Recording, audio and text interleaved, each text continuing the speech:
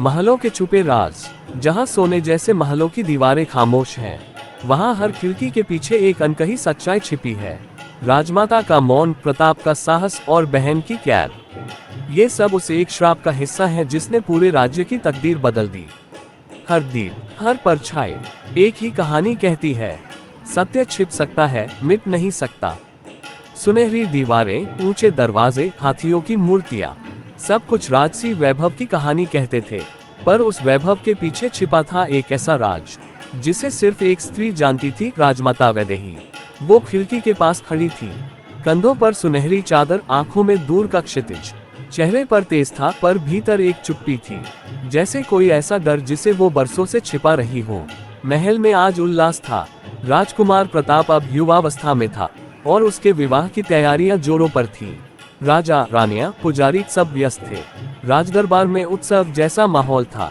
मंदिर में कुलदेवी की बड़ी पूजा रखी गई। राजगुरु और पुरोहितों ने देवी से आशीर्वाद मांगा ताकि विवाह के लिए कोल यानी पुष्प आशीर्वाद मिले। सबकी निगाहें देवी की मूर्ति पर थीं, पर जैसे ही दीप की लौ उठी, फूल नहीं गिरे। पूरे महल में सन्नाटा छा गया। किसी ने धीरे से कहा, जब तक कोई आत्मा बंधन में है, देवी का कोल नहीं गिरता। राजमाता की आंखें उस पल कुछ कह रही थीं, पर वो मौन रही। अगले दिन जब सब शांत हुआ, राजकुमार प्रताप अपनी माँ के पास पहुंचा। माँ, क्या बात है? आप कुछ छुपा रही हैं, उसने कहा। राजमाता ने धीरे से सांस ली। बेटा, जब तू बहुत छोटा था, एक तांत्रिक हमारे राज्य में आया था। वो खुद को शिवभक्त बताता था, पर वो एक छल था। उसने तेरी बहन को अपनी साधना में बांध लिया। वो रात मुझे आज तक याद है। तेरी बहन अदिति मेरे पास खेल रही थी और उस तांत्रिक ने उसे राख से तिलक लगाया। अगले ही पल वो हवा में गायब हो गई। बस कमरे में भभूति की गंध रह गई।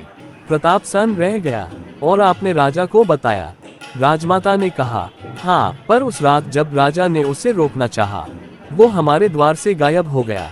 राजगुरु ने कहा, वो आत्मा बंधन में है और जब तक उसे मुक्त नहीं किया जाता, देवी का आशीर्वाद नहीं मिलेगा। अब तू जान गया है बेटा। राजमाता बोली, तेरी बहन अदिति उस हवेली में कैद है जो जंगल के उस पार है। वहीं उस तांत्रिक का वास है। प्रताप ने प्रण लिया, मैं अपनी दीदी को मुक्त करवाऊंगा। रात गहरी थी। आकाश में अधूरा चांद था। प्रताप अपने घोड़े पर अकेला निकला। हवा में सिर्फ पत्तों की सरसराहट थी। घोड़े के कदमों की आहट जंगल की निस्तब्धता में गूंज रही थी। धीरे धीरे वो हवेली के पास पहुंचा। वो हवेली वर्षों से सुनसान थी, पर दीवारों पर अब भी दीपक जल रहे थे। दरवाजे पर तांत्रिक चिन्ह उकेरे हुए थे। जो भीतर जाएगा, वो अपने भय के साथ लौटेगा। प्रताप ने दरवाजा खोला। अंदर धुआं था, राख थी और हवा में अजीब सी गंध। बीच में बैठा था तांत्रिक कालीनाथ। काले वस्त्र, गले में रुद्राक्ष और चेहरे पर एक अंधकारमयी मुस्कान।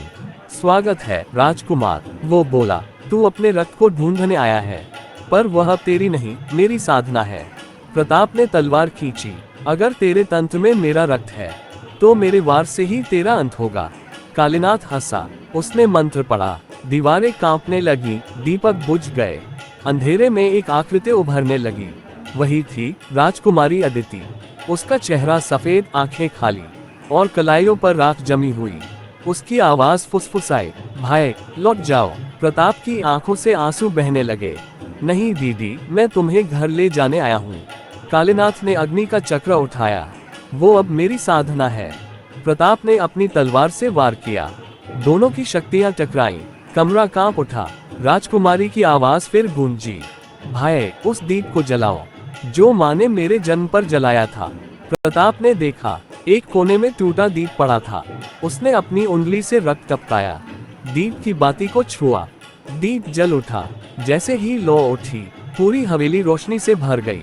कालीनाथ की चीख गूंज उठी। वह अग्नि में समा गया। उसकी राख हवा में उड़ गई। राजकुमारी अदिति के चेहरे पर जीवन लौट आया। उसने प्रताप का हाथ पकड़ा।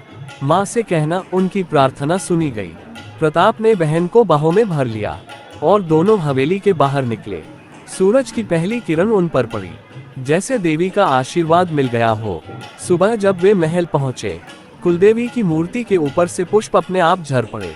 घंटियां अपने आप बजने लगी। राजमाता रो पड़ी, अब देवी ने हमारा कोल दे दिया। महल फिर से प्रकाश से भर गया। राजकुमारी अदिति माँ के पास थी और प्रताप के माथे पर चंदन का तिलक लगाया गया। राज्य के आंगन में फिर से दीप जले। इस बार सिर्फ उत्सव के नहीं, मुक्ति के। अंतिम पंक्ति। हर राज्य के वैभव के पीछे एक सच्चाई दबाई जाती है। जब कोई उसे उजागर करता है, तभी देवी का आशीर्वाद लौटता है।